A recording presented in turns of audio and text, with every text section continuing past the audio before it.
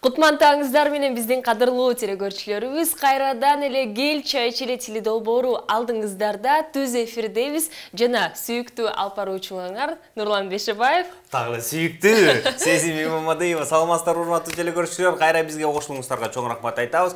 Келиңиздер, биз чайыбызды даярдап койдук, борсогубузду даярдап койдук. Эми бүгүнкү биздин темабыз кандай бир башкача тема болот, Ошондуктан бул эң керектүү темалардын бири. Ошондуктан элдер ойгонуңуздар, туруңуздар, сыналгын үнүн чоң ойтуңуздар. Ага чейин биз кандай делик? Музыкага өтө туралы? Ооба, сөзсүз түрдө биз дагы сиздерди мындайча айтканда өзүбүз менен гана эмес, музыка жана клип менен албетте сиздерди ойготууга биз шашылып жатабыз. Азыр болсо. Азыр гана ойгоно эле тургула, туруп кийине бергиле, музыканы угуп, андан кийин чогуу кандай десек, сергек таңда кылабыз, Кеттик анда эмесе. Мына биздин коногубуз келип калды, ийгиликтүү коноктордун бири деп койсок болот, Сөзсүз түрдө биз жөн гана бул конокту чакырган жокпуз, жана телекөрүүчүлөргө айтып кеттик, табышмак катары.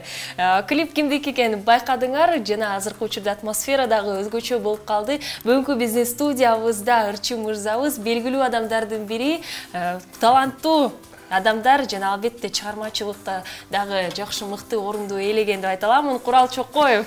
Кутмантаңыз менен кош келиңиз. Чоң рахмат. Курал, сен дей берсең болот да. Конечно. Сиздин уруксатыңыз менен дегендей.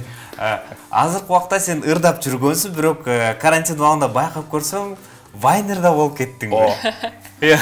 Негизи кандайдыр бир кыйын кырдаалдар дагы бир талантың ачып коюшу мүмкүн экен.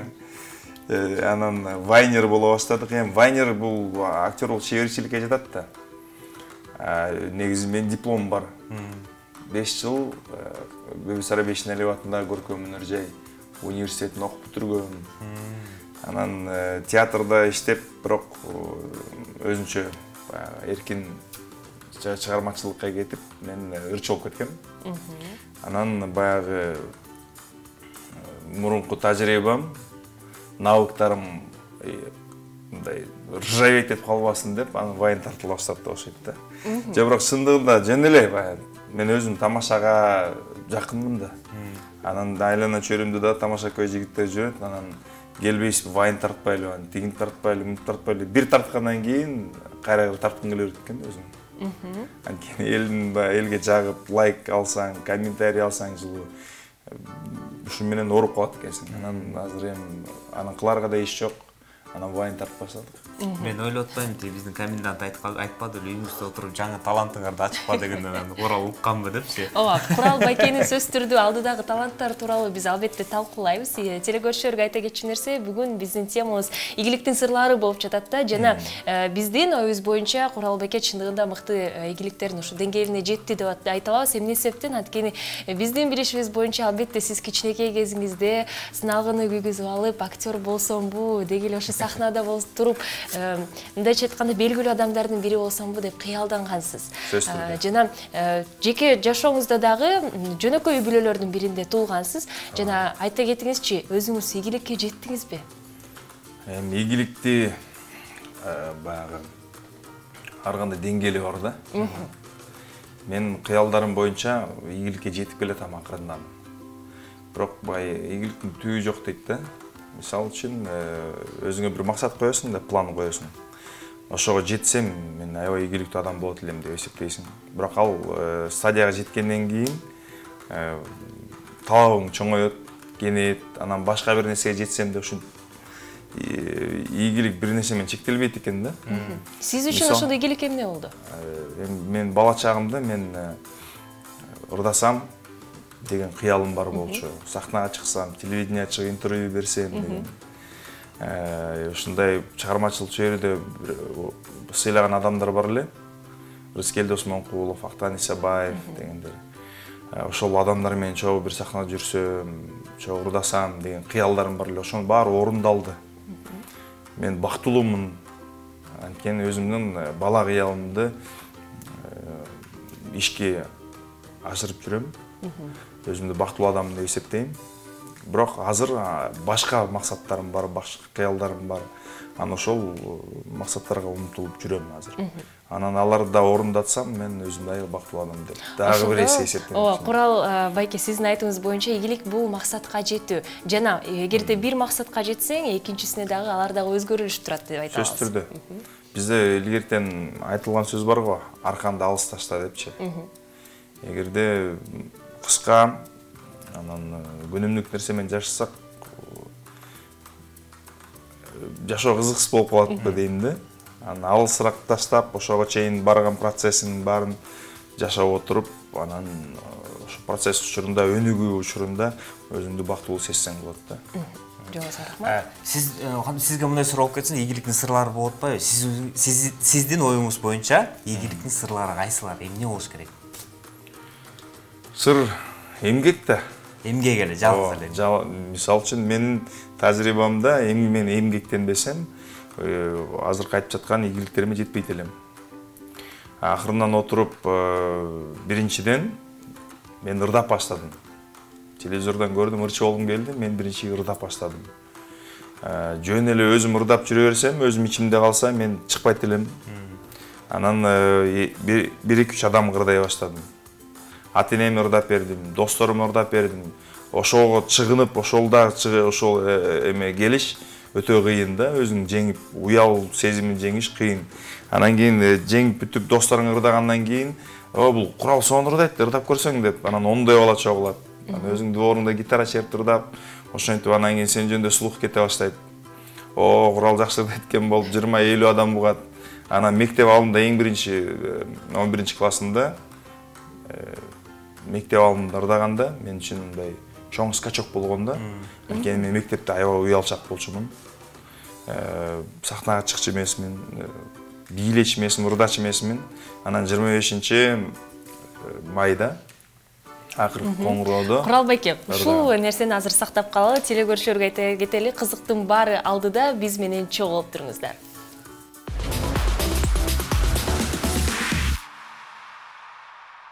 Биз эфирибизди улантабыз. Азыркы учурда сиз Эл чай теледолбоорун көрүп жатасыз. Жана бүгүнкү биздин темабыз ийгилик сырлары. Коногубуз ийгиликтин сырларын баарын айтып берип, жана албетте өздүк жеке жашоосунда дагы карантин учурунда эмне кылган дагы азыр бизге баарын айтып бермекчи.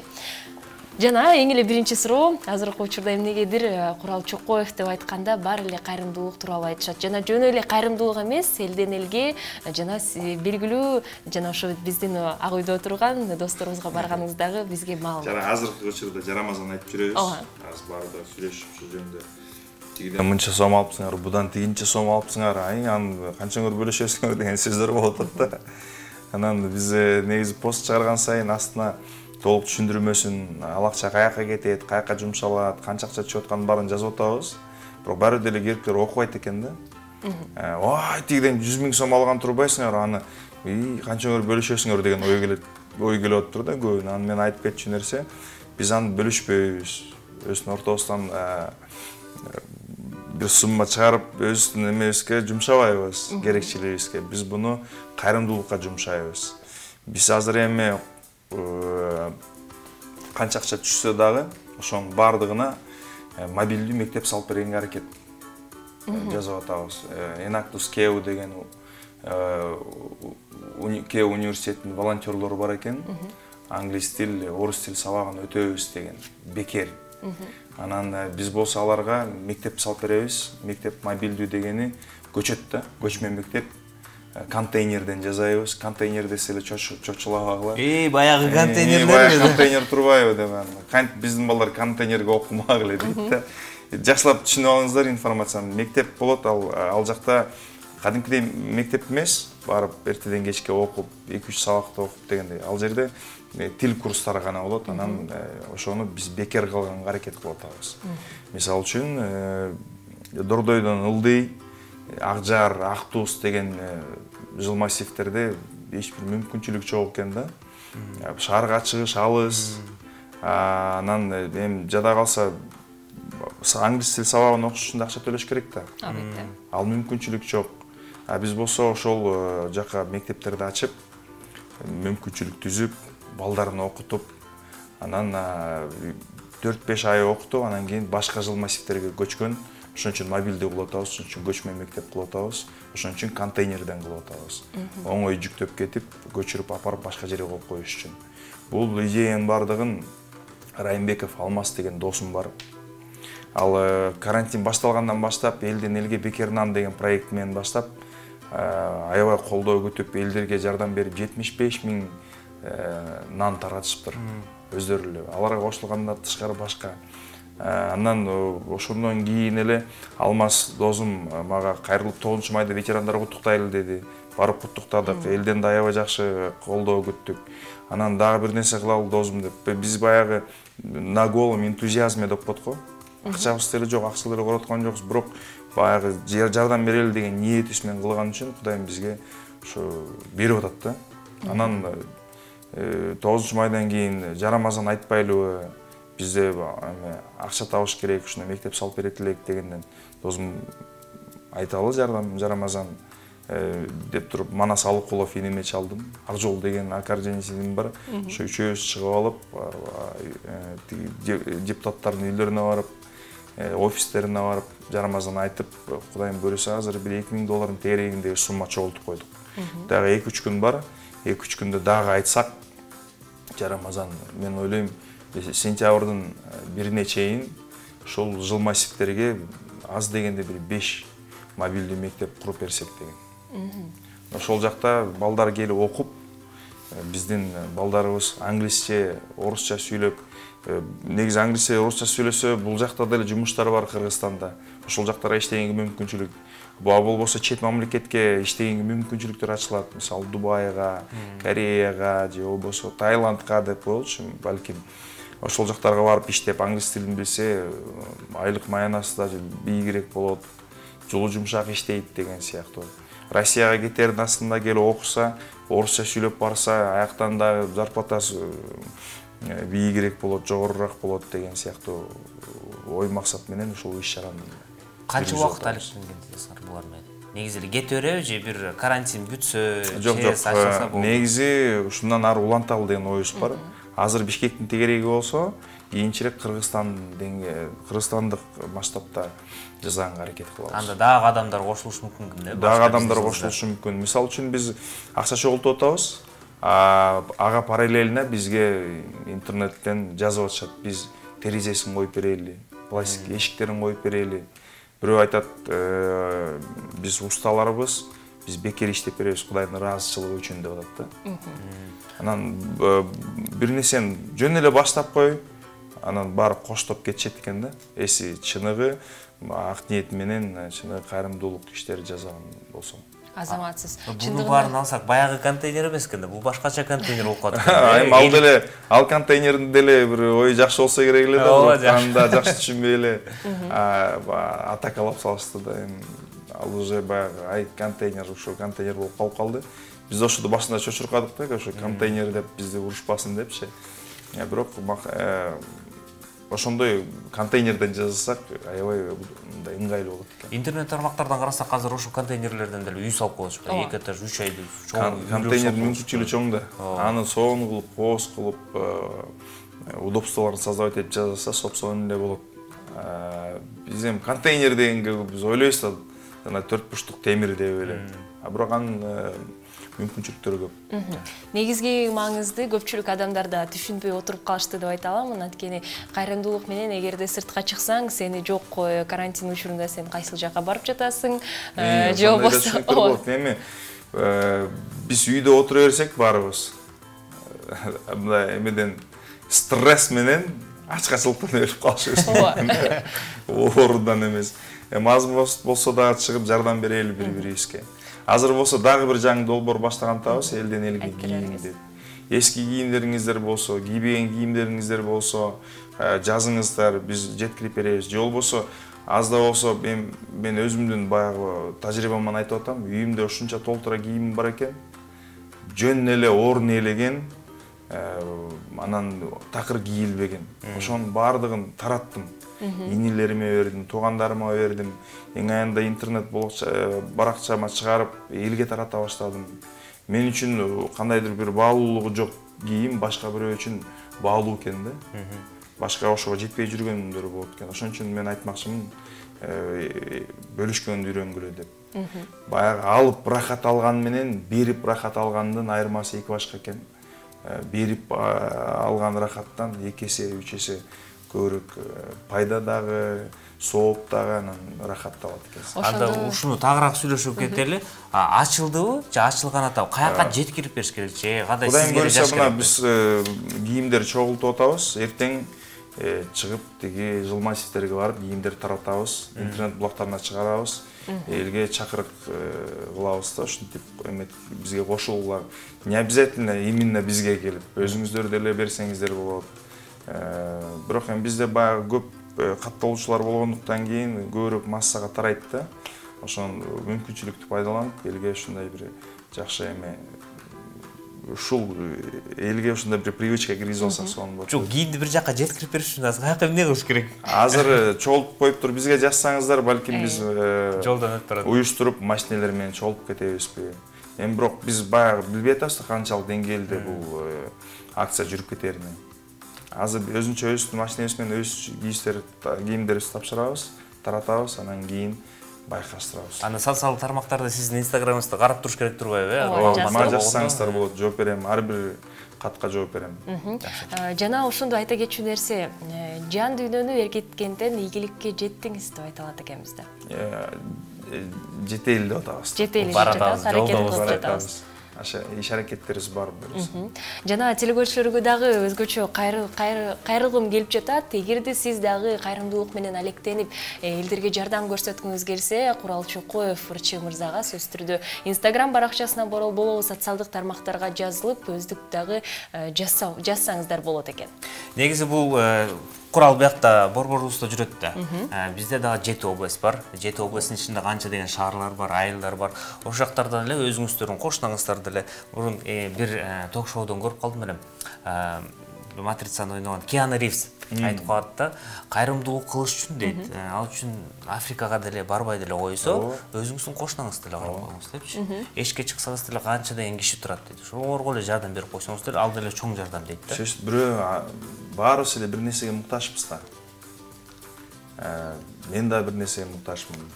Миллионер адам да бир нерсеге муктаж. Менин муктаждыгым башка чоң бир нерседе болсо, башка бирөөнүн муктаждыгы сенин колуңда турган баркы жок нерсеге муктаж болушу мүмкүн. Ошон үчүн баягы кадимкидей берсең, баягы желкеңе оор жүк түшкөндөй болот экен да, жеңилдегендей болуп калат экенсиң. Жакшы. Эми акырындан десе, Куралдан да башка суроолор бар эле. Башында айтып кеттиң, ийгилик деген бул өзүңдүн максатыңа жетиш депчи. Анан мурун байкап жүргөндө, баягыда Инстаграмдан эле карап жүргөндө, сен спорт менен да машыгат экенсиң. Башында карасаң, жаман көрбө, курсакпай эле калган бирөөсү. Мындай бизге окшогон эле бала турат да, анан кийин бир убакта карасаң эле спорт менен машыгып жүрдүм. Биягында кандай десем, кубиктер чыгып калды дегендейчи. Постоянство деген сөз бар да. Күнүнө 1%тен улучшение болсо, ийгиликке жетесиң сөзсүз түрдө. 1% өнүкпөй калдың эле 1%ке деградация болосуң. Ошон үчүн такыр өнүгүү процессинде жүргөнгө аракет кылам. Залга барам. Залдан тышкары ушундай иш-чараларды кылып атабыз. Өзүм чыгармачылыгымды жүргүзөм. Эң негизги мен бактылуулугум бул мен өзүмдүн кыялымдагы иш менен алектенгеним. Эгерде мен бирөө кыйнап офиске отургузуп койчу болсо, мен ал жактан байланган иттей болуп, аябай бактысыз болмокмун да. Картайып, эметип кетип. Курсак андан да өспөк деп. Бирок ал жумушту жакшы көргөндөр да бар. Алар отурса рахаттанышат. Бирок мен андай адам эмесмин. Мен көчөдө жүрүшүм керек. Мен начальнигим болбош керек. Кыймылда болушум керек. Шефим болбош керек да. Мен жыргап эле тияка барып, иш кылып жүргөн адам экенмин да көрсө. Бирок азыркы учурда карап жатам да, ийгиликтен тышкары эмнегедир идеалдуу жашоону айтып жатасыз да. Чыгармачыл адамдарда, ар бир адамдарда болот, албетте, бирок чыгармачыл адамдарда аябай көп кезигет. Эгерде бир нерсе болбой калса, сөзсүз түрдө ушуну таштап салам. Жок, мен мисалы спортто алсак, машыккым келбей жатат, анан кандайдыр бир чыгарманы жаза албай калдыңыз, бүттү, түмөлүп кетип каласыз да бир жаккачы. Ушул учурда эмне кылуу керек? Кантип өзүңдү же ошол пландаштырууну же идеалдуу өзүңдү бир нерсени жазып атып чарчайсың го. Кичине алаксы башка бир нерсе жазап көрүш керек. чыгармачылык эмесе мен чыгармачылыкты айтайын. Өтө тонкий нерсе. Чыгармачылыкты жер каскандай эмес да бул. Бул жерден эргүү керек, эргүүгө түшүн керек. Эгерде бир нерсе болбой атса, аны коюп башка нерсе менен алек болуу, анан кийин илхом келгенде, эргүү келгенде барып кайра жазсаң жакшыраак болот. Кара жумуш менен чыгармачылыктын айырмасы чоң да ошон үчүн буну далбит этип жасаган болбойт. Чыгармачылыкка сүйлөшүп кеттик. Анда азыркы биздин убакытта карантинден кийин мен ойлоп атам да, карантин убагында отурганда жалаң гана тректор чыга баштады да. Бир гана жана белгилүү ырчылардыкы эле эмес, биз тааныбагандардыкы да чыга баштады да. Балким ойлоп атам да, азыркы карантин бүтсө мен кыргыз шоу бизнесине кирем деп клиптерди тартат да. Ошондуктан жаңыдан баштап аткандарга кандай ийгиликке жетиш үчүн эмне кылыш керек? Эмгектениш керек. Эмгектен тышкары, эмгектен акчадан тышкары. Биринчи кезекте Нурлан биринчи бөлүгүбүздө айтып кетти да, сыр эмес. Биринчи кезекте ийгиликтүү болуу үчүн сенде жакшы байланыштар бар болуш керек деп айтып кетти да. Бул чынбы? Жок, сөзсүз түрдө. Бирок байланыш, таанычтар кайдан пайда болот? Эмгектин агыты менен. Конфуций айтса керек эле, сүзүүчү болуш үчүн сүзүш керек деген. Ырчы болуш үчүн ырдаш керек. Ырдап, ошол чөйрө менен аралашып, мисалы үчүн экономист болуп, офисте отуруп эсептеп отурсаң, сен эч качан ырчы болбойсуң. Ырчы болом десең, сен чөйрөңдү алмаштырып, ошол ырчылар менен жүрүп, актерлор менен жүрүп, чөйрөңдү алмаштырсаң, мүмкүнчүлүктөр да ачылат, ийгиликтер да жаралат, именно ошол сферада. Өзүң, мисалы үчүн, госслужбада иштеп, прокуратурада иштесең, бул мисалга да, ырчы болуш өтө кыйын. Анткени сен чөйрөңдө бардыгы башка иштер менен алек. Сен прокуратура жөнүндө иш кылсаң, баары сени колдоп, сүйлөшүп, бөлүшүш мүмкүн. Ошол жактан мүмкүнчүлүктөр ачылышы мүмкүн. Бирок эч шоу бизнесте эмес, чыгармачылыкта эмес. Биздин негизи эле Кыргызстан бир башкача өлкөбүз го. Же коррупция аябай чоң болуп кеткенби, же көнүп калганбызбы ушундай байланыштуу кишилергечи. Бизде Кыргызстанда ошо шоу бизнеске кириш үчүн, шоу бизнесте ийгиликке жетиш үчүн оорбу же жеңил элеби? Аябай жеңил. Жеңил, э? Ооба. Анда бир-эки ыр чыгарып коюш керек, бир-эки клип тартып коюш керек. Ыр жаздырыш керек. Клип тартыш керек. Ыр жаздырсаң да эми бир аз акча, клипти деле көтөрсө болот.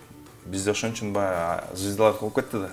Артисттер көбөйүп кеттик да. Диплом кереги жок, окуп кереги жок.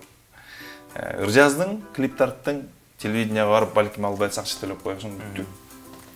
Баары акчаны түшүнгөн да кайра эле. Капитализм, демократия. Мурункудай цензура жок, эч ким сага запрещать ете албайт.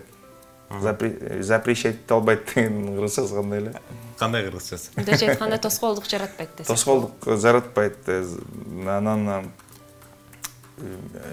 не имеет права, да?